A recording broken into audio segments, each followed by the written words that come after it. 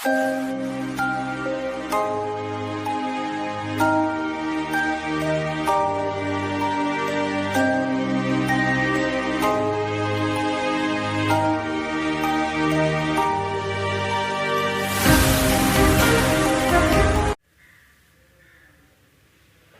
Morning student, सभी कैसे हो? अच्छे होंगे। आज हम पढ़ेंगे पोएम द सेवन एजेस। अपना पोएम का टॉपिक चल रहा था जिसमें हमने सारी जो पोएमें थी वो अधिकतर कंप्लीट कर ली है, जिसमें हमने बॉय सॉन्ग किया था, उसके बाद नोबल नेचर है, फिर अपना है होप और द स्नेयर। अब अपनी जो पोएम चलेगी वो चलेगी the seven ages of man. ये जो पोएम है, इसका जो पोएट है वो कौन है? वो है विलियम शेक्सपियर। और सभी को, लगभग सभी को पता है कि इंग्लिश लिटरेचर में जो विलियम शेक्सपियर है वो अपना एक विशेष महत्व रखते हैं, एक विशेष स्थान रखते हैं। ये जो पोएम है, ये जो पोएम कहाँ से ली गई है? ये पोएम जो शेक्सपियर की कॉमेडी है एज यू लाइक इट, उससे ली गई है। The poem is a monologue taken from famous Shakespearean comedies as you like it. अब सभी बच्चे ये पूछेंगे कि मोनोलॉग क्या होता है? तो बच्चों देखो, मोनोलॉग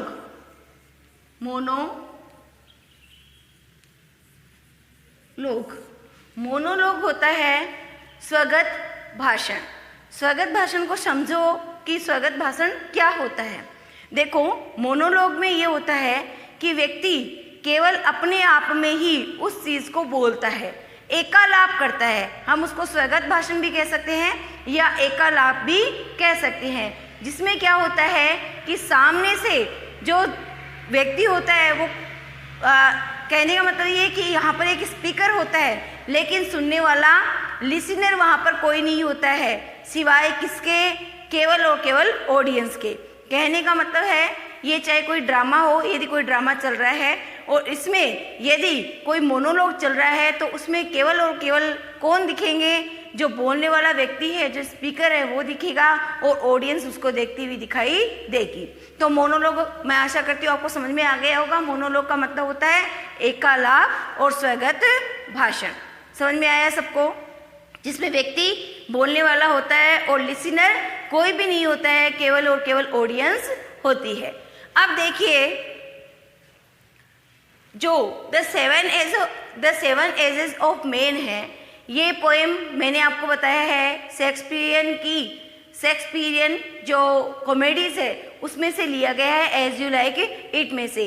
अब यहाँ पर जैसे मैंने आपको बताया कि मोनोलॉग में एक स्पीकर होता है, तो यहाँ पर इस मोनोलॉग में स्पीकर कौन था? It is spoken by melancholy Jaques. एक उदासी से परिपूर्ण, मेलनकली का मतलब होता है निराश हो जाना, एक निराशा से परिपूर्ण जैक्स नाम का एक व्यक्ति होता है जो इस मोनोलॉग को बोलता है। कहाँ से बोलता है? एज यू लाइक इट से। एज यू लाइक इट एक कॉमेडी है, किसके द्वारा लिखी गई? शेक्सपियर के द्वारा लिखी गई कॉमेडी है, जिसमें ये जो मोनोलॉग है और उस मोनोलॉग को यहाँ पर पोएम के रूप में लिया गया है। तो आपको समझ में आ गया, लिखी किसके द्वारा गई है? शेक्सपियर के द्वारा। ये स्पोकन किसके द्वारा की जाती है और किस में की जाती है? एज यू लाइक इट में। और किसके द्वारा की जाती है? जैक्स के द्वारा। अब हम इस पोएम की तरफ चलते हैं। ये तो पोएम का इंट्रोडक्शन हो गया कि पोएम क्या है। अब पोएम के अंदर क्या है और पोएम हमें क्या बताना चाहती है। तो बच्चों देखो, इसको समझना। According to the poet, man's life can be divided 7 stage. Poet के अकॉर्डिंग, जो पोएट है उसके अनुसार वह मानव के जीवन को 7 भागों में बांट सकता है। पोएट ये कहता है कि हम मानव के जीवन को 7 भागों में बांट सकते हैं। अब देखो, वो 7 भाग कौन कौन से हैं? वो 7 भाग है, इन्फेंट है, और उसके बाद स्कूल बॉय है, फिर है लवर है, सोल्जर है, जस्टिस है, पेंटालून है और ओल्ड एज। इस तरह से ये 7 एजेस यहाँ पर बताई गई है किसकी? मेंस लाइफ की। तो ये अपनी पोएम के बारे में बात हो गई कि पोएट यहाँ पर मानव के जीवन को 7 भागों में बांटता है। अब हम इस पोएम की जो पहली पहली 4 लाइनें हैं उनको पढ़ते हैं। शेक्सपियर ने इन 4 लाइनों में क्या बताया है और वो क्या हमें समझाना चाहता है। तो सभी बच्चे ध्यान से देखेंगे कि ये पोएम क्या है। और बच्चों, इस पोएम को बड़े अच्छे से आपको पढ़ना है। पोएम बहुत अच्छी है, बहुत फेमस पोएम है और आपको इंटरेस्ट भी इसमें आएगा। तो देखिए, all the words a stage, all the words a stage. यहाँ पर जो पोएट है वो आपको ये कहना चाह रहा है कि सारा का सारा जो ये संसार है वो क्या है। स्टेज का मतलब क्या होता है? मंच। सारा का सारा संसार एक मंच है। अगली लाइन में देखते हैं, and all the man and women merely players. तो वो क्या कहना चाह रहे हैं यहाँ पर? और सभी के सभी, स्त्री और पुरुष, केवल और केवल वहाँ पर अभिनेता या अभिनेत्री है। प्लेयर्स का मतलब अभिनेता, अभिनेत्री या पात्रगण या एक्टर, एक्ट्रेसेस। तो and all the main and women merely players, केवल और केवल यहाँ पर सभी जो स्त्री और पुरुष हैं वो क्या है? केवल और केवल पात्रगण हैं, वो अभिनेता और अभिनेत्री है। दे किसके लिए यूज हुआ है?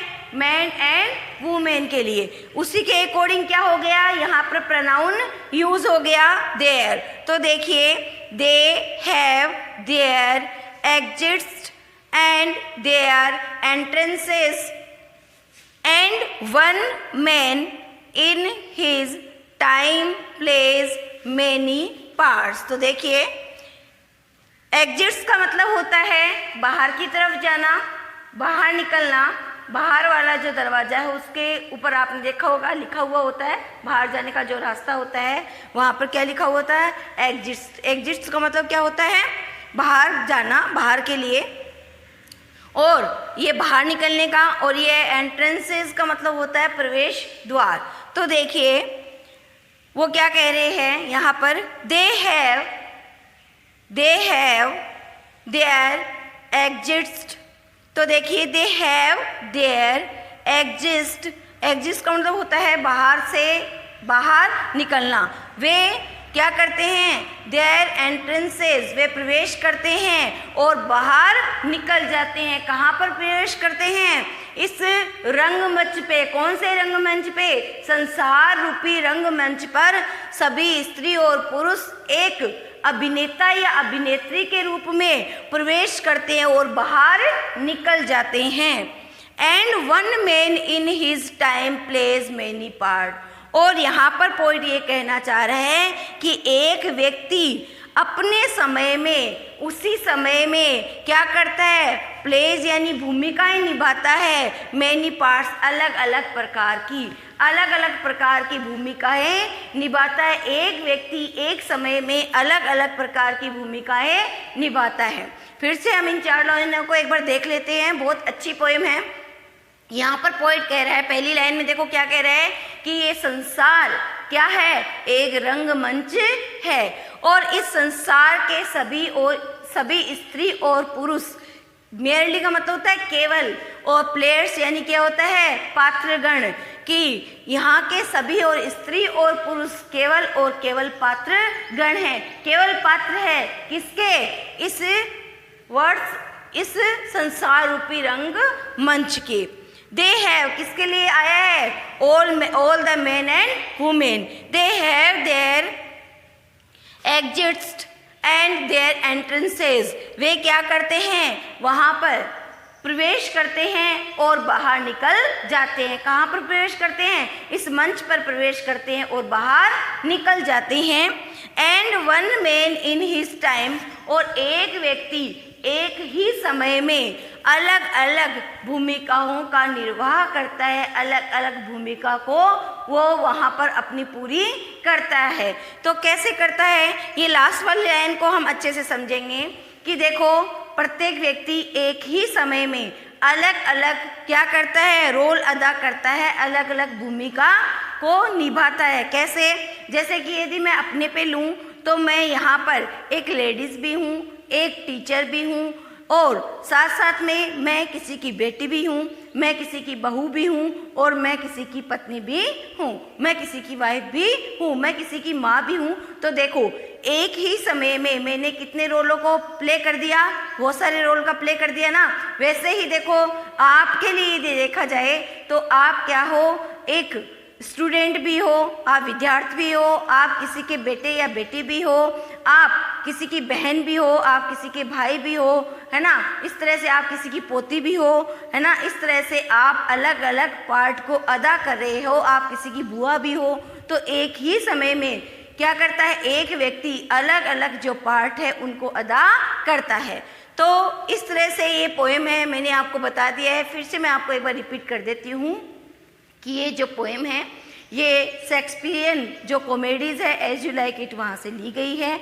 यहाँ पर ये एक मोनोलॉग है और मोनोलॉग को बोलने वाला एक व्यक्ति होता है जो यहाँ पर कौन है, जैक्स। और ये क्या करता है, मेलनकली है, बहुत उदासी से परिपूर्ण है और वह एक स्वागत भाषण यानी मोनोलॉग देता है जिसको यहाँ पर पोएम के रूप में लिया गया है। यहाँ पर जो पोएट है वह मेंस लाइफ को कितने भागों में डिवाइड कर रहा है, 7 स्टेज में। और 7 स्टेज को उसने क्या क्या नाम दिए हैं मैंने आपको बताया है। इन्फेंट है, स्कूल बॉय है, लवर है, सोल्जर है और इसके बाद जस्टिस है, फिर उसके बाद पेंटालून और ओल्ड एज। इस तरह से 7 पार्ट में उन्होंने मेंस लाइफ को डिवाइड कर दिया है। इसके बाद मैंने आपको बताया है कि जो पोएट है वो इस संसार को क्या कर रहा है कि पूरा का पूरा संसार क्या है, एक स्टेज है, एक रंगमंच है और उसने सभी मैन और वुमेन को क्या बता दिया है, केवल और केवल प्लेयर्स बता दिया है जो यहाँ पर आते हैं और अपनी अपनी भूमिका को निर्वाह करके बाहर निकल जाते हैं। फिर साथ में वो ये भी कह रहे हैं लास्ट लाइन में कि एक व्यक्ति एक ही समय में अपने समय में अलग अलग भूमिकाओं को निभाता है। इस तरह से आज हमने द 7 एजेस ऑफ लाइफ इसकी इन 4 लाइनों को कंप्लीट कर लिया है। मैं वापस आपको बता देती हूँ। देखो स्टेज का मतलब क्या होता है, मंच। फिर उसके बाद मैंने आपको बताया मेयरली का मतलब होता है केवल।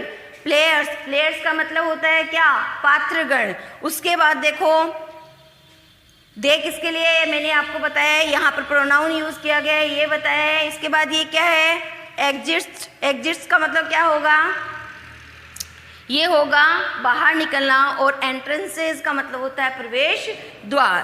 फिर देखिए and one man in his time plays many parts. मैंने आपको बता दिया कि एक ही समय में जो एक व्यक्ति है अलग अलग भूमिका का निर्वाह करता है। मैं सोचती हूँ कि आप लोगों को ये 4 लाइनें अच्छे से समझ में आ गई होगी। इनको अपने को अच्छे से पढ़ना है और इनके जो मेन हार्डवर्ड है उनको अपने को याद करना है।